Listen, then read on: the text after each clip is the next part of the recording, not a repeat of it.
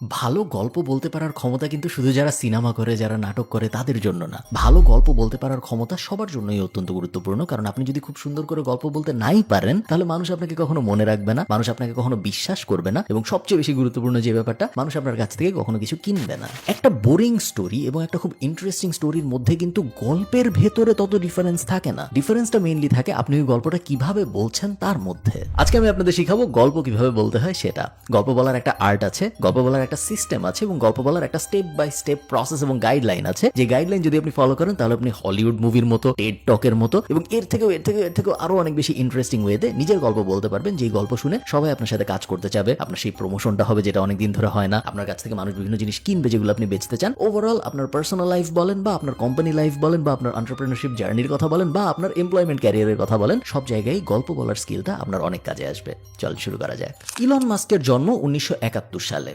এটা একটা ফ্যাক্ট, এবং এই ফ্যাক্টটা আপনার কয়েকদিন পর আর মনে থাকবে না। কেন মনে থাকবে না? তার কারণ এটা আমি আপনাকে গল্পের মতো করে বলি নাই। এখন যদি আমি আপনাকে বলি ইলন মাস্কের জন্ম এমন একটা সময় হয়েছে যখন বাংলাদেশেও খুব ক্রুশাল একটা জিনিস চলতেছিল, সেটা হলো মুক্তিযুদ্ধ। হ্যাঁ, ইলন মাস্ক এবং মুক্তিযুদ্ধ দুইটা একই সময়ে হয়েছে। একই জিনিস, একটা শুধুমাত্র ফ্যাক্ট হিসেবে বলা হলো এবং আরেকটা একটু গল্পের স্টাইলে বলা হলো। সেকেন্ডটা যারা শুনবে তাদের এই জিনিসটা মনে রাখার সম্ভাবনা অনেক অনেক বেশি।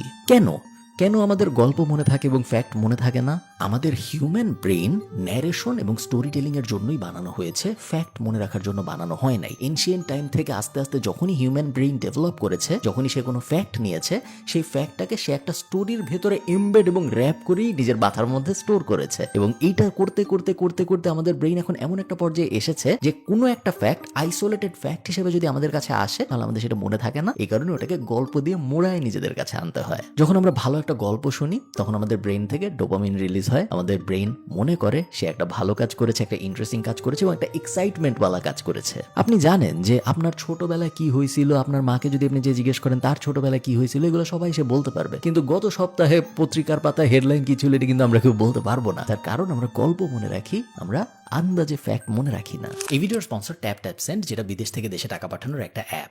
এই অ্যাপের অ্যান্ড্রয়েড এবং আইওএস দুইটা ভার্সনই আছে, এবং এই অ্যাপ ব্যবহার করার মেইন সুবিধা 5টা। 1 নম্বর সুবিধা, জিরো ফি অন ট্রান্সফার। টাকা পাঠাতে বা যিনি টাকা রিসিভ করতেছেন তার টাকা রিসিভ করতে কোনো এক্সট্রা টাকা পয়সা খরচ হয় না। 2 নম্বর বেনিফিট, খুবই ভালো এক্সচেঞ্জ রেট। আপনি যখন টাকা পাঠাচ্ছেন, তখন আপনি $1 যখন পাঠাবেন, যিনি রিসিভ করবে তিনি ওই দিনের $1 সমপরিমাণ বিডিটি সবচেয়ে বেশি যেটা হয় সেটাই পাবেন। 3 নম্বর, ফ্লেক্সিবল পেমেন্ট মেথড। আপনি বিকাশে, আপনি নগদে, আপনি ব্যাংক অ্যাকাউন্টে, সিক্রেট পিন ব্যবহার করে কোনো একটা স্পেসিফিক ব্যাংক অ্যাকাউন্টে সবভাবে আপনি টাকা পাঠাইতে পারবেন। 4 নম্বর বেনিফিট, খুবই ভালো ট্রান্সফার স্পিড।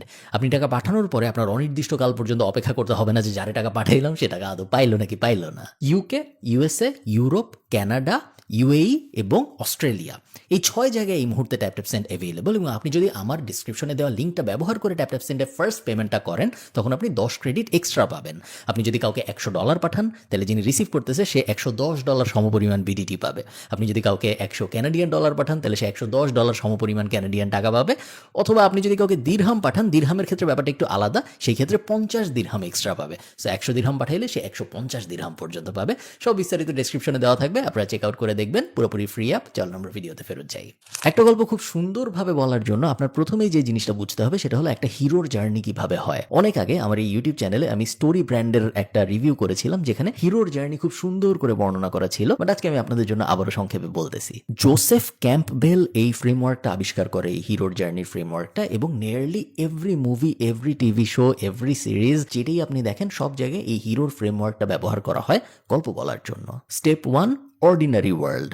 একটা ছেলে আছে বা একটা মেয়ে আছে বা একটা জিনিস আছে, ওটা একটা নর্মাল ওয়ার্ল্ডের ভিতরে আছে, সে জানেও না তার সামনে কি ঝামেলা আসতে যাচ্ছে বা কি ঝামেলা আসতে পারে। Second step, call to adventure. তার সেই নর্মাল জীবনটার মধ্যে কোনো একটা ঝামেলা হয়েছে। এখন এই ঝামেলাটা কি হইতে পারে? সে বিয়ে করতে চায়, বাট মেয়ের বাবা বিয়ে দিবে না। সে একটা ক্যারিয়ার পেতে চায়, বাট না, সমাজ তাকে ওই ক্যারিয়ারটা পেতে দিবে না। সে সরকার পতন করাইতে চায়, বাট সরকার তাকে পতন হইতে দিবে না। কোনো একটা কনফ্লিক্ট তার জীবনের মধ্যে আসছে, যেটা ওই হিরোর জার্নিটাকে একটু কনফ্লিক্টেড এবং ইন্টারেস্টিং করে তোলে। থার্ড স্টেপ, মেন্টর আসবে একটা। হিরো কখনোই একা একা তার গোল অ্যাচিভ করতে পারে না, তার সঙ্গী সাথী লাগে। সিনেমায় আমরা দেখি হিরোর বন্ধু থাকে, হিরোর গাইড থাকে, হিরোর সাথে কাজ করতেছে এরকম মানুষজন থাকে। রিয়েল লাইফে আমরা জানি যে আমাদের আশপাশে অনেক মানুষ থাকে যারা আমাদের জীবনে মেন্টর হিসেবে কাজ করে, যারা আমাদেরকে আমরা যা অ্যাচিভ করতে চাই সেই অ্যাচিভ করাটার জন্য হেল্প করে। Fourth step, transformation. So hero হিরোর একটা প্রবলেম হয়েছে, সেই প্রবলেম সলভ করার জন্য মেন্টররা আসছে এবং তারপরে এই মেন্টরদের সহায়তায় হিরো নিজেকে আস্তে আস্তে ট্রান্সফর্ম করে। তখন আপনি দেখেন যে হিরো অনেক প্র্যাকটিস করতেছে, হিরো একদম বাসার বেসমেন্টে বসে একটা জায়গায় ঘুষি মারতেছে নিজেকে স্ট্রং করার জন্য। ওইটার জিনিসপত্রগুলো হিরো এই কারণে করে কারণ ওর এখন এই স্ট্রাগল পিরিয়ডটা যাচ্ছে, যে স্ট্রেংথটাও গেইন করবে এই স্ট্রাগল পিরিয়ডটার মধ্যে দিয়ে। এই স্ট্রেংথটা ওকে ওই প্রবলেমটা সেকেন্ড স্টেপের মোকাবেলা করতে হেল্প করবে। Last step, the result, the acceleration এবং দ্য অ্যাচিভমেন্টস। হিরো ফাইনালি ওর মেন্টরের সহায়তায় ওর সব প্রবলেমের, স্ট্রাগলের, সব কিছুর কষ্ট সহ্য করেও শেষ পর্যন্ত ও আরো স্ট্রং হয়ে ফিরে এসেছে। এখনো যুদ্ধ করবে, এখনো নায়িকাকে পাওয়ার চেষ্টা করবে, এখনো ভিলেনকে হারানোর চেষ্টা করবে এবং ও যদি ঠিক মতো করতে পারে সবকিছু, তাহলে দুইটা জিনিসের একটা হবে। এক, হিরো জিতবে, ও নায়িকাকে পাবে, ও ভিলেনকে হারাবে, ও যা অ্যাচিভ করতে চায় তাও অ্যাচিভ করতে পারবে। অথবা সে হেরে যাবে এবং ও আবার মেন্টরের সহায়তা নিয়ে আবারও ওর বেসমেন্টে চলে যাবে এবং আবারও ফাইট করবে আরেকদিন যুদ্ধ করার জন্য। আপনি যখন একটা গল্প বানাবেন তখন আপনি কখনো হিরো হবেন না। আপনি যখন একটা গল্প বানাবেন মানুষকে বলার জন্য, তখন সবসময় মাথা রাখবেন আপনার অডিয়েন্স হবে আপনার হিরো এবং আপনি হবেন তার মেন্টর। আপনি নিজে যদি হিরো হয়ে যান তাহলে কিন্তু আপনার গল্প কেউ শুনতে চাবে না, কারণ সবাই চায় নিজে হিরো হতে। এবং আপনি যখন আপনার অডিয়েন্সকে, হোক সেটা একটা ফেসবুক অ্যাডে, হোক সেটা একটা ইন্টারভিউয়ের মিটিংয়ে, যেখানেই হোক, সব জায়গায় মনে রাখবেন আপনি যার সাথে কথা বলতেছেন সে ওই গল্পটার হিরো এবং আপনি তার একজন মেন্টর বা গাইড, যে হেল্প করতেছে ওই হিরোটাকে তার জার্নিটা অ্যাচিভ করার জন্য। ইভেন একদম বেসিক সেন্সে মনে করেন আপনি ইন্টারভিউ দিতে গেছেন একটা চাকরির জন্য, ইন্টারভিউতে আপনার গোল কি? চাকরি পাওয়া। যে ইন্টারভিউ নিচ্ছে তার গোল কি? তার গোল হইলো একটা ভালো ক্যান্ডিডেটকে সিলেক্ট করা। সো আপনি কখনোই যে বলবেন না যে আমি ভালো, আমাকে নেন, ইত্যাদি ইত্যাদি। আপনি সবসময় জিনিসটা তার অ্যাঙ্গেল থেকে চিন্তা করবেন, কারণ সে হিরো। আপনি as a guide, as a mentor তাকে হেল্প করবেন কিভাবে সবচেয়ে ভালো ক্যান্ডিডেটটা সিলেক্ট করা যায় ওই জবের জন্য, এবং এই সিনারিওতে সবচেয়ে ভালো ক্যান্ডিডেটটা হইলেন আপনি নিজেই। আমি একটা বিজনেস শুরু করছি এবং আমার বিজনেস অনেক সাকসেসফুল। এটা খুব বোরিং একটা গল্প, এই টাইপ গল্প কেউ বলবেন না।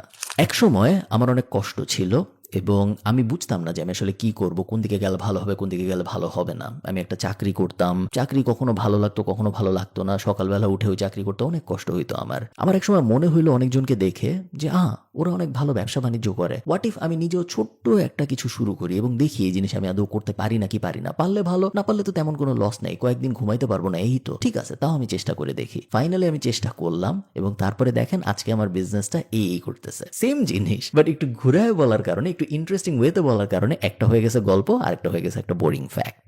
সেভ দ্য ক্যাট মোমেন্ট বলে একটা ফিলোসফি আছে গল্প বলার জগতে। আপনি দেখবেন অনেক সময় একটা সিনেমা যখন আপনি দেখতে বসেন বা একটা গল্প যখন আপনি দেখতে বসেন, একটা নাটক যখন আপনি দেখতে বসেন বা টিভি সিরিজ, কিছু হয় নাই বাট তারপরেও আপনি সাথে সাথে বুঝে গেছেন যে এই গল্পের মেইন ক্যারেক্টারটা কে। কিছু কিন্তু হয় নাই, কোনো অ্যাকশন হয় নাই, কোনো ড্রামা হয় নাই, তেমন কোনো ইন্টারেস্টিং স্টাফও ঘটে নাই স্ক্রিনের ভিতরে, বাট তারপরেও জাস্ট একটা, দুইটা বা তিনটা সিন দেখে আপনি বুঝে গেছেন যে এই গল্পের মেইন ক্যারেক্টারটাকে, কাকে আমার ফলো করা উচিত এবং কার উপর আমি ইনভেস্ট করব আগামী 10 মিনিট বা আগামী 2 ঘন্টা এবং কার গল্পটা আমি দেখার চেষ্টা করব। এই কনসেপ্টটাকে সেভ দ্য ক্যাট বলার কারণ হলো এটা একটা হলিউডের খুব জনপ্রিয় টার্ম। প্রোটাগনিস্ট, যে গল্পের মেইন ক্যারেক্টার, তার সব সময় ইমিডিয়েটলি তার মেজর স্ট্রাগলটা শুরু করতে হবে না মানুষকে এটা বোঝানোর জন্য যে সেই মেইন ক্যারেক্টার। কখনো কখনো সে খুব সিম্পল কিছু একটা করতে পারে, যেমন একটা বিড়ালকে গাছের থেকে নামাইতে পারে, বিড়ালটা গাছে আটকে ছিল, সে বিড়ালটাকে সেভ করলো। এই সিম্পল কাজটাও শুরুতে যখন সে করে তখন অডিয়েন্স বুঝে যায় যে হ্যাঁ এইটা মেইন ক্যারেক্টার, এই মেইন ক্যারেক্টারটা ইন্টারেস্টিং কাজকর্ম করবে এবং বাকি পুরাটা সময় যতক্ষণ পর্যন্ত আমি এই জিনিসটা দেখবো ততক্ষণ পর্যন্ত আমার এই মেইন ক্যারেক্টারটার উপরেই ফোকাস করতে হবে। সেভ দ্য ক্যাটের এই কনসেপ্টটা থেকে আমাদের একটা জিনিসই বোঝার আছে, সেটা হলো আমরা সবসময় চেষ্টা করব মানুষের মনে মেমোরেবল মোমেন্ট ক্রিয়েট করার আমাদের ব্যাপারে। আমার ওজন কমে না, I struggle with weight loss, এই কথাটা বলার মধ্যে কোনো মানে নেই। এই সেম কথাটাই আপনি অন্যভাবে বলতে পারেন, প্রত্যেকদিন সকালবেলা উঠে যখন আমি মিররের দিকে তাকাই, আয়নার দিকে তাকাই, আমার খুব বিরক্ত লাগে এবং আমার নিজের উপরেই নিজের খুব স্যাড লাগে যে হ্যাঁ এইটা আমি আরো কত ভালো হইতে পারতাম কিন্তু আমি হই নাই। গোলটা হলো মানুষের মনে আমাদের ব্যাপারে মেমোরেবল মোমেন্ট সৃষ্টি করার জন্য। আমি যদি সিম্পলি বলতাম যে ভাই আমি মোটা হয়ে যাচ্ছি, আমি শুকানোর চেষ্টা করতেছি, ওটা তেমন কোনো ইন্টারেস্টিং মোমেন্ট ক্রিয়েট করে না মানুষের মনে। কিন্তু এই সেম কথাই যদি আমি বলি যে ভাই আপনি কি কখনো আয়নার দিকে তাকাইছেন সকালবেলা উঠে? আমি প্রত্যেকদিন তাকাই এবং আমি যা দেখি আমার ভালো লাগে না। আপনার কি কখনো এরকম হয়েছে? সেম কথা, সেম ইমোশন, বাট বলার ধরনের ডিফারেন্সের কারণে, স্টোরি ব্যাপারটা চলে আসার কারণে সেকেন্ডটা অনেক বড় লাস্টিং ইম্প্যাক্ট ক্রিয়েট করবে, যেটা ফার্স্ট সেটটা কখনো করবে না। এবং আমাদের গোলই এটা আমাদের গোল হলো লাস্টিং ইমপ্রেশন যেন আমরা ক্রিয়েট করতে পারি, কারণ যে আমাদের মনে রাখে না সে আমাদের কাছ থেকে কখনো কিছু কিনবে না। যে আমাদের মনে রাখে না তার ইউনিভার্সের মধ্যে আমাদের কোনো জায়গা নেই, যেই কারণেই তাদের ইউনিভার্সের সাথে আমাদের কোনো লেনাদেনই কখনো হবে না, যেটা আমরা চাই না। একটা বই আছে মেড টু স্টিক নাম, এবং নাম শুনে আপনারা বুঝতে পারতেছেন কিভাবে কিছু স্টিক করে, এটা নিয়ে মনে হয় বইটা, এবং এক্স্যাক্টলি তাই। কোনো একটা গল্প কেন মানুষের অনেক দিন পর্যন্ত মনে থাকে ভার্সেস কোনো একটা গল্প কেন যেন আমরা শুনে কিছুদিন পরে ভুলে যাই, ডিফারেন্সটা আসলে কি? কোনো গল্প কেন অনেকদিন মনে থাকে এবং কোনো গল্প কেন থাকে না, কোনো গল্প কেন আমাদের সাথে স্টিক করে? টার্নস আউট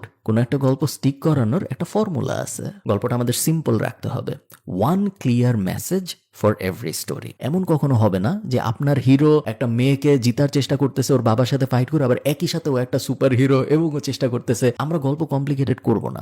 গল্প যত কমপ্লিকেটেড হবে, গল্পের প্রোটাগনিস্ট এবং অ্যান্টাগনিস্ট যত বেশি থাকবে, তত অডিয়েন্সের মনে ফ্র্যাগমেন্টেড ইমোশনের সৃষ্টি হবে, ডিফারেন্ট ওপিনিয়নের সৃষ্টি হবে, ডিফারেন্ট পার্টের ব্যাপারে, যেটা আমরা চাই না। আমরা চাই সিম্পল গল্প, কারণ সিম্পল গল্পই মানুষের অনেকদিন মনে থাকে।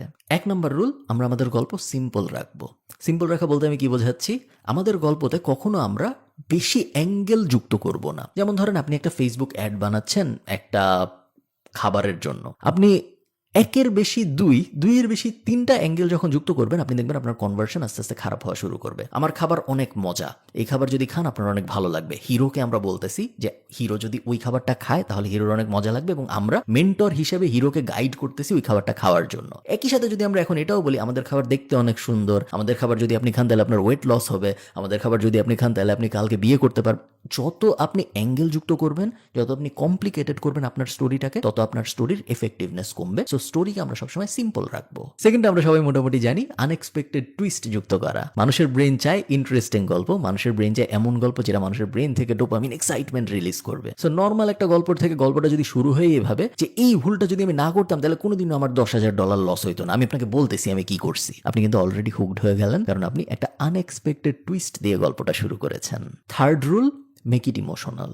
আপনার গল্প যদি ইমোশনাল না হয়, আপনার গল্পের ভেতর যদি ইমোশন না থাকে, সেই ক্ষেত্রে আপনার গল্প কোনোদিনও স্টিক করবে না। মানুষ যে এইসব হেডলাইন শেয়ার দেয়, আপনি অনেক দেখছেন না, যে এই সিইওটা 90% কোম্পানির ফায়ার করে দিছে, ওগুলো ভাইরাল হয়ে যায়। কেন হয়? কারণ ওগুলো ইমোশন ট্রিগার করে। আর্নিং কল তো রেগুলার পাবলিশ হয় কোম্পানির, কোম্পানি প্রত্যেকদিন রেগুলার কাউকে না কাউকে ফায়ার করতেছে, ওগুলো কিন্তু নিউজ হয় না। নিউজ হয় তখনই যখন একটা ইমোশন অকারিং ইভেন্ট হয়, কারণ মানুষ ইমোশনের সাথে রিলেট করতে পারে, ফ্যাক্টের সাথে না।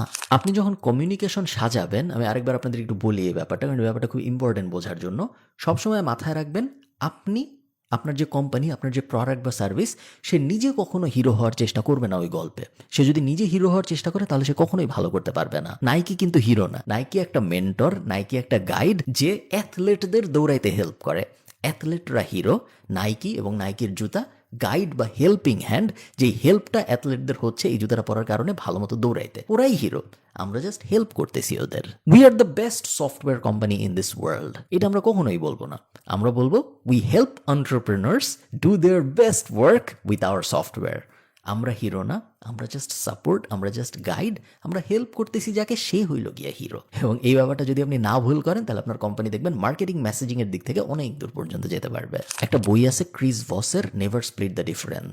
এটা নেগোসিয়েশন নিয়ে খুব জনপ্রিয় একটা বই, এবং ক্রিস ভস হইল FBI এর হস্টেজ নেগোসিয়েটর ছিল, এবং অনেক আগে পড়ছি আমি, বাট ওটার খুব কয়েকটা কি পয়েন্ট আছে যেগুলা আমার মনে হয় আপনাদের খুব কাজে আসবে স্টোরি টেলিং এর ক্ষেত্রে। 1 নাম্বারটা হলো, স্টোরি টেলিং এর খুব অবভিয়াস এবং খুব সহজ একটা রুল আছে যেটা সেলসে অনেক ইউজ হয়, সেটা হলো মিররিং। মিররিং মানে হইলো, একজন যখন আপনাকে কোনো একটা অবজেকশন দিবে, সেম অবজেকশনটা আপনি যখন তাকে আবার বলবেন, তখন সে ওই ব্যাপারটাকে রিথিঙ্ক করে, এবং এই রিথিঙ্ক করার কারণে অনেক সময় ওই লোকটা যে কনভার্ট হইতো না, সে কনভার্ট হয়ে যায়। যেমন একটা এক্সাম্পল দিই আমি আপনাদের। মনে করেন একজন এসে বলছে যে আপনি ধরেন তাকে ফেসবুক অ্যাড বিক্রি করতে গেছেন, বা আপনি তাকে মধু বিক্রি করতে গেছেন, সে বলছে যে না আমি মধু কিনবো না। আপনি তখন তাকে যদি বলেন তার কথাটাই আবার, যে হ্যাঁ আপনি মধু কিনবেন না, সেম কথা উনি যেটা বলছে আপনি সেটাই আবার উনাকে বলতেছেন, বাট জাস্ট এই যে রিপিট থটটা উনার মাথার মধ্যে আসলো, এই কারণে ওই জায়গায় দেখা যায় 10 থেকে 20% কনভার্ট হয়ে যায়, উল্টার ইমোশন চলে আসে যে না ঠিক আছে আমি কিনবো।